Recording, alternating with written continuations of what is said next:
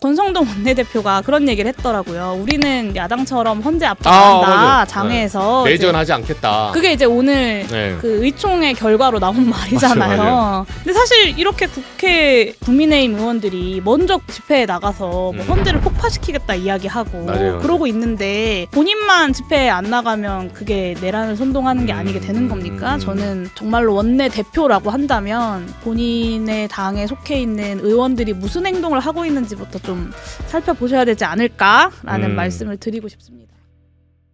지금 탄핵 심판이 좀 길어지니까 사람들이 불안감이 좀 있는데 어쨌든 석방이 됐어요. 지금 구속 취소 막 법적 카르텔이 흔든 거죠. 사실은 흔들어가지고 윤석열이 나왔는데 극우 결집 메시지를 지금 아직 이제 공개적으로 내고 있지 않대. 요새 뭐 엊그제 나와가지고 뭐 그 산책 다니고 막 중앙일보 보니까 일면에 지금 안에서 막 사람들 떡만둣국 먹고 막 김치찌개 먹고 요 며칠 생쇼를 하고 있는데 이 메시지를 내서 이제 극우파들 흔들 가능성 이거는 어떻게 보세요? 강하게 나올 것 또는 이미 효과 없다. 강하게 나오겠죠. 아, 근데 강하게 그게 별로 나올 거. 효과는 없겠죠. 둘 다 맞는 거네요. 네, 그러니까 그 석방 이후에 그 이 어퍼컷 미니 어퍼컷을 살짝, 하고 맞아요. 들어가서 좀 분위기가 이러면 안 되겠다 싶었겠죠. 그래서 이제 좀 자중하겠다 이런 메시지가 대통령실 쪽으로부터 나왔는데 대통령 측으로부터 나왔는데 정중동 한다고 했지만 저는 못 참을 거라고 생각합니다. 그분이 혼자 1시간 회의하면 혼자 59분 말씀하시는 분이잖아요. 그러니까 못 참을 거라고 생각하는 게 하나 있고요. 또 한 가지는 뭐 공개적으로 집회 연단에 올라가거나 하진 않지만 이미 저는 메시지는 나오고 있다고 생각합니다. 그게 꼭 정제된 한 편의 글로 나오는 게 아니라 여당 지도부를 만나서 하는 이야기들 이런 게 다 메시지 아닙니까? 그렇죠. 다 의도를 갖고 하는 거고 그 자리에서 나왔던 이야기들이 다 언론에 흘려지고 있는 거잖아요. 근데 저는 그게 정말 그 보안이 안 지켜서 흘러나온 걸까? 아니라고 생각하고 다 의도를 가지고 본인들이 의도하는 바에 따라 어떤 말들을 전달하고 있는 거다. 본인 지지층에 이렇게 봐야 할 것 같습니다. 요거를 그러니까 제가 국민의힘 물어봤어요. 물어보니까 뭐 고위 관계자가 오늘 통화했더니 이 얘기는 하더라고요. 그 헌재가 사실 민주당이나 한쪽 당은 보지 않는데 그 중도층 민심을 좀 민감하게 본대요. 헌재가. 그래서 당에서는 윤석열한테 좀 자중해달라고 너 잘못하면 죽는다 이러다가 이런 시그널을 좀 보냈대요. 근데 이제 윤이 그걸 받을지 안 받지는 모르지만 중도 민심이 지금 이 메시지 강하게 나오면 막 엊그제 막 성경 읽고 나왔다고 하면서 사실상 극우파 이제 집회에 선현보 목사 들으라고 한 소리죠. 정강훈하고 이제 그런 식으로 성경을 욕보이면서 이제 하고 있어요. 근데 윤석열에게 그런 좀 두뇌가 있을까요? 어떻게 보세요? 승질 못 이긴다 이렇게 보세요? 저는 그런 메시지 조정이 될 거였으면 이미 예전역에 됐을 거다라고 생각해요. 사실 그 국민의힘 분들 제가 내란 이후에는 정말 웃으면서 대화할 자신이 없어가지고 그 뒤로는 대화를 해본 적이 없지만 그 이전에 뭐 방송이나 이런 데서 만나서 이야기해보면 지난 총선의 패배 원인 뭘로 보냐를 물어보면 뭐래요? 그 의료개혁 관련된 담화라고 얘기하더라고요. 끝까지 밀어붙이자. 그러니까 본인들이 뭐 수도권에 출마했던 후보였는데 이렇게 뭐 런종섭도 버티고 다 버텼는데 의료개혁 그 메시지를 못 버텼다고 하더라고요. 그때 딱 메시지 나오고 지지세가 빠지는 걸 느꼈고 그 이후로 선거에서 졌다라고 본인은 그때 이미 직감하고 있었대요. 그러니까 메시지 조절, 중도층을 겨냥한 메시지 이런 것들이 필요하다고 생각하고 그것이 가능했으면 사실은 지난 총선에 그렇게 아주 처참하게 패배하는 일도 없었을 거고요. 그렇죠. 애초에 어떤 군부대, 총칼을 동원해서 정적을 제거하겠다, 그리고 반대 세력을 숙청하겠다라고 하는 사고 방식으로는 그런 중도층을 겨냥한 어떤 온화한 메시지, 뭐 중도층을 겨냥한 합리적인 메시지는 나오기가 좀 어렵지 않을까. 그것이 그냥 대통령의 사고 방식이 그렇다라고 저는 좀 생각합니다. 그러네요. 우리가 지금 탄핵 심판 촉구하기 위해서 할 수 있는 일, 뭐 너무 뻔한 질문이긴 한데요. 범야권 뭐 야5당 뭐 그런 것도 있었고 범야권 공동 대응 아니면 강화문 투쟁 강화 아니면 둘 다입니까? 둘 다 해야 하고 둘 다 하고 있죠. 둘 다 하고 있습니다. 어제 오늘 하고 있죠 지금. 네, 그러니까 지난 주말에도 긴급하게 모여서 야5당 대표가 같이 회의를 하고 이번 주 계획에 대해서 논의를 좀 하기도 했고 지난 일요일부터 그러니까 토요일 집회를 하고 그 다음 날부터 매일 집회를 하고 있는데 그렇죠. 매일매일 이제 야5당의 의원들과 당원들이 모여서 또 함께 집회에 결합을 하고 있습니다. 그래서 이 두 가지가 분리될 수 없는 것인 상황이고요. 사실 뭐 저는 그런 생각 많이 했는데 국정조사를 하면서 네. 이렇게 군의 움직임 같은 걸 자세히 들여다보잖아요. 네. 다른 게 아니라 정말 국민들이 그날 밤에 국회로 뛰쳐나와 주셨기 때문에 우리가 살았다. 계엄 해제를 할 수 있었다라고 여의도. 생각하거든요. 그러니까 계엄령을 내리면 사람들이 다 집에 숨고 국회의원들도 다 도망갈 거라고 생각했던 것 같아요. 그렇죠. 네, 그러니까 홍장원 차장한테 위치 추적해달라고 한 거거든요. 그죠. 근데 웬걸 도망치기는커녕 위치 추적이 필요 없이 다 국회로 모였잖아요. 맞아요. 그러니까 도망갈 줄 알았던 거예요. 근데 우리 국민들이, 언론이, 국회의원들이 국회로 모였기 때문에 그날 밤 계엄을 해제할 수 있었던 거고, 그런 의미에서 다시 지금 이 어려운 상황에서 대한민국을 지킬 수 있는 건 광장에 모인 국민들의 힘이고, 그 국민들과 함께 야당이 강한 연대를 이어나가야 승리할 수 있다라고 생각합니다. 운이 진짜. 저도 많은 얘기를 들어봤지만 국정조사 하시면서 그게 사람들이 뉴스로 접하는 것보다 훨씬 더 깊게 느끼는 뭔가가 있었네요. 이게 국정조사가 사실은 7분, 5분, 3분 질문을 그쵸. 하잖아요. 너무 한정된 거예요. 짧잖아요. 그리고 자료도 사실은 굉장히 제한돼 있고. 맞아요. 근데 이제 탄핵 심판을 보면 30분씩 신문을 하잖아요. 맞아요. 그리고 그 검찰과 경찰에서 작성했던 피의자 신문 조서도 다 보고 맞아요. 이제 보고 신문을 들어오고. 하니까 이렇게 족보를 가지고 이제 그죠. 신문을 하는 것과 맞아요. 전혀 자료가 없는 상황에서 이제 그 증인 신문을 하는 게 좀 다르긴 했지만, 그래도 이 짧은 시간 내에 이런 상황들을 좀 잘 전달하고 밝히기 위해서 좀 노력을 했었는데 네. 아무래도 시간에 좀 한계가 있기도 했고, 그래서 최근에는 그걸 좀 총정리하는 뭐 유튜브 라이브도 한번 하기도 했고요. 그걸 좀 편집해서 이렇게 하나씩 업로드를 하고 있는 중입니다. 이 내용을 좀 자세하게 설명드리고 싶어서. 어디 용해인 TV 가면 볼 수 있나요? 아니면? 네, 그냥 기본소득당 용해인 검색하시면 제 채널이 나옵니다. 저도 한번 봐볼게요. 문희, 이게 오늘 어차피 지금 윤석열이 오늘까지는 좀 잠잠해요. 그러니까 아침에 막 산책 다니고 막 어제 하고 나서 오늘 별 바람 안 났는데, 오늘 국민의힘 의총에서는 경론이 한번 있었다고 제가 이제 그 뉴스 보시고 알겠지만, 그러니까 나가자. 지금 내일부터 윤상현 의원하고 몇몇 분, 한 7분인가? 탄핵 기각 시위 시작합니다. 이제 이쪽에서 이거 시위하고 이분들 왜 그런다 보세요? 원래 그러셨던 분들이어서 뭐 새삼스럽게 놀랍진 않고. 원래 그렇죠. 네, 사실 뭐 내란 이후에 계속 그랬던 거 아닙니까? 적극적으로 오히려 내란을 옹호하고 변호인을 자처하고 국회 안에서도 국회를 침탈한 군인들을 감싸는 뭐 그런 일들도 막 하시는 분들이니까 별로 이제 놀랍지는 않고요. 그리고 뭐 권성동 원내대표가 그런 얘기를 했더라고요. 우리는 야당처럼 헌재 앞장한다 장외에서 내전하지 않겠다. 그게 이제 오늘 그 의총의 결과로 나온 말이잖아요. 맞아요. 근데 사실 이렇게 국회 원래 이제 국민의힘 의원들이 먼저 집회에 나가서 뭐 헌재를 폭파시키겠다 이야기하고 맞아요. 그러고 있는데, 본인만 집회에 안 나가면 그게 내란을 선동하는 게 아니게 되는 겁니까? 저는 정말로 원내 대표라고 한다면 본인의 당에 속해 있는 의원들이 무슨 행동을 하고 있는지부터 좀 살펴보셔야 되지 않을까라는 말씀을 드리고 싶습니다. 맞네요. 우리 오늘 이번에 논란의 주인공인 심우정 검찰총장, 이분 뭐 항고 이제 즉시 항고 안 했잖아요. 어쨌든 이거는 어떻게 보세요? 본인은 이제 뭐 과거에 형 집행정지 얘기를 하면서 위헌소지 얘기했어요. 뭐 설득력 있나? 그럴듯하다. 꼼수다. 꼼수죠. 네. 그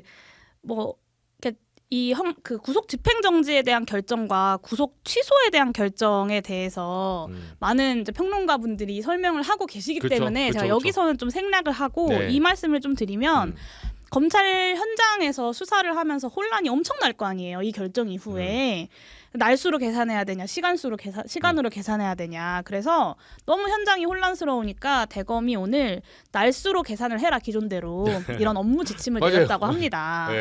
일관성도 없는 거예요. 그러니까 그 즉시항고 포기라는 결정이 결국에는 윤석열 한 명만을 위한 결정이었다라고 하는 걸 이 업무 지침을 통해서도 확인할 수 있는 거죠. 맞아요. 결국은 체리피커 원포인트 그 구제 조항이 됐죠 지금은. 그렇습니다. 요거는 그러면 그러니까 판사는 이렇게 얘기했어요. 그러니까 이제 국민의힘 쪽이 주장이에요. 주장하자면 아니 이게 이제 피고인의 이익으로 그러니까 의심스러울 때는 피고인 이익으로 가야 된다. 그게 설사 해픈 투비로 윤석열일지 몰라도 아니 이게 날짜냐 시간이냐 하면 시간으로 하는 게 피고인 윤석열이 유리하니까 그렇게 한 거다. 이제 뭐 좀 짜치긴 하죠 솔직히. 근데 어쨌든 이런 반박을 내놨거든요. 어떻게 보세요?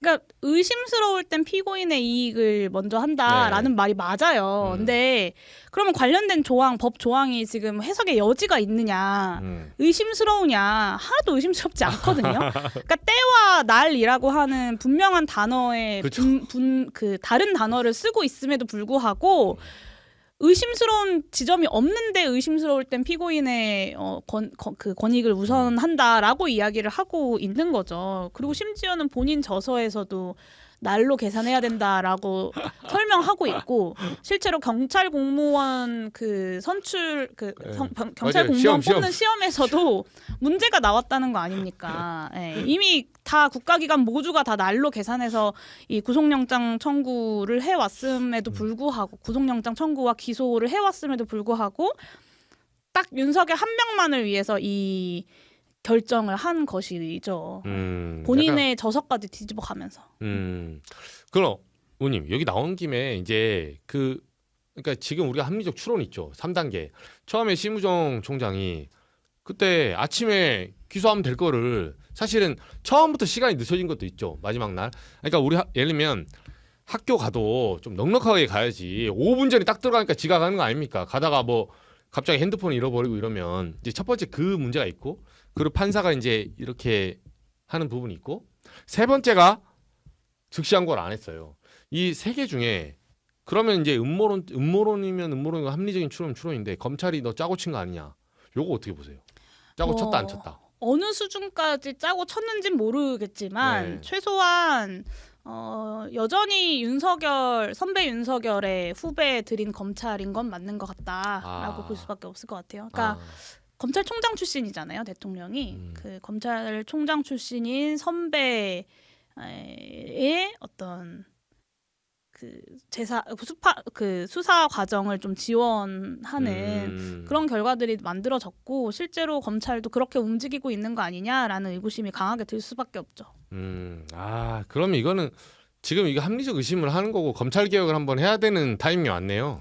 검찰 개혁 저는 반드시 필요하다고 생각하고요. 사실 12.3 내란 사태 직후에 검찰이 이렇게 적극적으로 윤석열 대통령을 수사하겠다라고 나설 때부터 굉장히 좀 의아했고 김용현 전 장관이 갑자기 그 새벽에 검찰로 출두한 거 아닙니까? 자진해서. 맞아요. 공수처로 안 가고 굳이 검찰로 갔어요. 경찰도 아니고. 맞아요. 그때 이미 뭐 그 수사의 권한이 검찰에게 있느냐, 공수처에게 있느냐, 경찰에게 있느냐를 가지고 논란들이 있을 때고 맞아요. 지금처럼 좀 정리가 되기 전인데 영장 청구들을 통해서 김용현 전 장관이 자신이 그 중에서 골라서 검찰에게 갔다라는 것은 분명히 시사하는 바가 있죠. 그리고 비하폰 논란 있는 경호처 지금 김성훈 차장 절대 영장 발부 안 해줍니다. 그러니까 신청 안 해줘요. 경찰이 몇 차례 해도. 요것도 검찰에 어떤 커넥션이 있다고 좀 의심을 하시나요? 당연히 그렇지 않나요? 그러니까 김성훈 차장에 대해서는 영장이 안 나올 이유가 없어요. 그러니까 증거인멸 정황에 대해서는 경호처 내부의 증언을 통해서도 그렇고 이미 다 밝혀져 있는 것들이잖아요. 맞아요. 근데 사실 구속영장의 가장 큰 사유가 도주와 증거인멸 이 두 가지인데 그 두 가지 모두가 다 해소되지 않은 상황에서 구속영장에 대한 판단조차 구하지 않는다 법원에 그 기회조차 박탈을 하는 거잖아요. 저는 너무 수상하다고 많은 국민들이 의심할 수밖에 없다고 봅니다. 알겠습니다. 의원님 사실 저희가 밸런스 게임 이 질문을 그 원고 보시면 알겠지만 많이 준비했어요. 네. 근데 제가 죄송합니다. 질문 잘못 짰어요 오늘. 질문이 답이 정해져 있어. 제가 보니까 답이 정해져 있어. 예를 들면 의원님한테는 뭐 애기냐 아빠냐 이렇게. 네. 네. 뭐 예를 들면 계엄 때 먼저 구할 사람 남편 애기. 자 뭐 예를 들면 하나만 선택해 보십시오. 그렇게 어려운 질문. 계엄 때 둘 중에 하나를 고르긴 어렵고요. 예. 계엄 때 아기는 친정 엄마한테 보내고 남편과 함께 실제로? 네, 오. 남편과 함께 국회로 갔죠. 네. 같이 갔어요? 저를 태워다 줬어요. 태워다 그럼 줘서. 둘이 같이 구속되는데 괜찮아요? 그래서 근데 이제 못 들어갔죠. 남편은 국회 네. 안으로 못 들어가서 네. 그때 이제 국회 안으로 들어가는데 저는 사실은 안에 들어간 저보다 밖에 있는 그렇죠. 사람들이 더 걱정이 됐어요. 그러니까 안에 있는 국회의원들은 그냥 잡혀가고 그 다음에 네. 어떤 상황들이 벌어지는 걸 텐데 그렇죠. 바깥에서는 유혈 사태가 발생할 수 있으니까 맞아요. 국회 앞에 이미 와 계시는 많은 시민들, 그러니까 바깥에 있는 사람들이 저는 더 걱정되더라고요. 근데 남편분도 진짜 훌륭하십니다. 잡혀갈 수 있는 거 뻔히 알면서 네, 같이 부부 진짜 운명 공동체군요. 남편이랑은 뭐 오랫동안 활동도 같이 하고 네. 비슷한 문제의식들을 많이 공유하고 있기 때문에요. 네. 훌륭하십니다. 아무튼 제가 다시 한번 죄송하다는 말씀드리고 아닙니다. 원고를 잘못 짰어요. 제가 이게 원래 약간 그럼 마지막으로 하나만 요거 이제 준비한 거니까 윤 대통령이 이제 석방 후에 자기 지지자들에게 이제 감사하다는 이런 약간 하면서 다른 사람들 조금 이제 좀 선처해달라 이런 식으로 고생한다. 다른 이제 뭐 서부지법 난동꾼들 이런 사람들도 막 암시한 것 같아요. 이게 의도가 극우 결집이라고 보세요? 진짜 감사해서 그러다 보세요? 둘 다 아닐까요? 둘 다. 결집해서 감사하다. 결집해서 감사하다도 있고 결집을 위한 목적도 있지만 동시에 사실 서부지법 폭동 사태는 정말 헌정사상 초유의 일이잖아요. 진짜 대환장이었죠. 저 그날 새벽에 그걸 보면서 이게 지금 현실인가? 그죠. 라고 생각했어요. 그러니까 뭐 우리가 정부를 상대로 시위를 하거나 국회를 상대로 시위를 하는 경우들은 많이 봤어도 법원을 그렇게 들어가는 경우는 없었거든요. 그렇죠. 나를 위해서 그렇게까지 해주다니 정말 고마워라는 마음도 있을 거고 그런 메시지를 통해서 본인의 지지 세력을 좀 더 강하게 결집하려는 의도도 있지 않았을까라고 생각합니다. 의원님 최근에 이건 제가 다른 밸런스 게임 아니고 궁금한 건데 원래 그러니까 좀 청년 정치인들이 각 당 막론하고 좀 친한 친분도 있고 그렇잖아요. 막 모임도 있고 서로 국민의힘하고 민주당도 있더라고요. 간간히 이렇게 뭐 패널도 자주 만나고 국민의힘 쪽 청년 정치인들하고 그 전엔 연락을 하셨는데 요새는 안 하시는 거예요? 아니면 그 전에도 별로 안 하다가 뭐 요새 어떤 거예요? 사실 이제 연락을 하진 않았고요. 그러니까 뭐 가면 인사하거나 그냥 이렇게 지나가면서 보면 인사를 하고 방송에서 만나기도 하고 했고 제가 처음에 이제 21대 국회 임기 동안 되게 방송을 하면서 신기했던 게 이렇게 여야 청년 패널들이 진짜 좀 친하시더라고요. 네, 따로 이제 뭐 밥도 같이 먹고 술도 먹고 30살 초반 막 호칭도 되게 맞아요. 편하게 하시고 맞아요. 좀 되게 신기했었어요. 근데 이제 국회의원 임기를 시작하고 바로 코로나 터지면서 사실 그런 모임들이 21대 국회 때부터는 많이 별로 없었고 지금은 내란 이후에 뭐 사실 이제 제가 22대 국회 시작하고 저의 또래 국회의원들이 많이 늘어났거든요. 뭐 예를 들면 김재섭 의원이라거나 김용태 의원 같은 경우는 저랑 방송도 오래 하고 동갑내기예요. 90년. 네, 맞아요. 그래서 이제 제가 법안 발의해달라고 이제 여순 사건 관련된 법 개정안 발의도 해달라고 전화도 하고 했었는데 이제 계엄 이후에 이제 그 청년 정치인들 제 또래 정치인들이 보여주는 태도를 본 이후로는 사실은 이제 웃으면서 만나서 아무 일 없었던 것처럼 대화는 좀 못 하겠더라고요. 그렇죠. 네, 아무래도 제가 국민의힘 그렇게 비판하는데 그리고 김재섭 의원이든 김용태 의원이든 실명을 거론해서 좀 그렇지만 그 두 분이 유명하니까 네, 또 좀 온건했어요. 그리고 실망스러웠어요. 탄핵안에 대한 표결에도 참여하지 않고 뭐 이렇게 심지어는 김용태 의원은 계엄을 옹호하는 듯한 그런 지도부와 일각 국민의힘의 어떤 표현들을 그대로 쓰기도 하고 그래서 네, 그 뒤로는 연락하지 않고 있습니다. 그러네요. 우리가 그래도 각 당의 진보 보수 뭐 이념 좀 달라도 청년 정치들은 그래도 국민의힘 출신이어도 조금 그래도 좀 소위 말해서 아직 마음이 좀 말랑말랑했어요. 사상이라는 게. 근데 이번에 확실히 어떻게 보면 리트머스를 좀 대진 것 같아요. 그러게요. 이게 어떤 생존의 문제라고 인식을 해서 인지는 잘 모르겠으나 사실 우리가 12월 3일 그날 밤에 한번 죽었다 살아난 거라고 저는 생각하거든요. 정말 목숨을 비쳤다. 그날 국회 앞으로 찾아온 국민들께 목숨을 비쳤다. 그러면 그 이후의 삶이라고 하고 그 이후의 의정 활동이라고 하는 것이 뭐가 이렇게 두렵고 걱정스러운 게 있을까라는 생각을 저는 하는데 뭐 여전히 당내에서의 어떤 생존이나 이런 데에서 많은 고민들이 있겠죠. 네. 네, 뭐 많이 안타깝죠. 네. 그러네요. 오늘 마지막 하나만요. 이게 지금 뭐 오늘 그저께부터 이제 일요일부터 계속 그 민주당도 내일 그러니까 야 5당도 광화문까지 이제 행진도 하고 릴레이 연설도 하고 이제 전폭적인 이제 소위 말해서 시민사회랑 함께 힘을 합치고 있는데 전략 어떻게 보세요? 좀 시민사회고 공동대응까지 나왔잖아요. 이제는 당 차원이 아니라 국회에 있는 5당 플러스 시민사회. 뭐 의원님 보시기에는 어쨌든 기본소득당 대표시니까 너무 두리뭉실한 질문이긴 한데 어떤 전략이 좀 필요하다 보세요?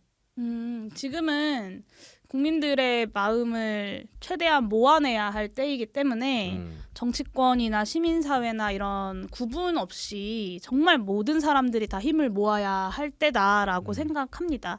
사실 이제 여론조사 결과 보면 수치를 언급하진 않겠지만 유튜브는 괜찮나요? 네. 이렇게 윤석열 탄핵 인용이 적절하다는 비율이 훨씬 높아요. 맞아요. 네. 근데도 불구하고 광장에서 극우파의 결집이 워낙 강력하다 보니까 마치 그 사람들이 어떤 엄청난 숫자인 것처럼 좀 과대대표되는 흐름들이 저는 있다고 생각합니다. 그래서 지금은 이 중도층을 포함해서 윤석열 탄핵에 동의하고 파면에 동의하는 모든 사람들이 힘을 모아야 할 때다. 네. 그래서 거리에서 광장에서 시민사회와 정당이 만나고 시민들과 정당이 만나고 있는 거다라고 좀 말씀드릴 수 있을 것 같습니다.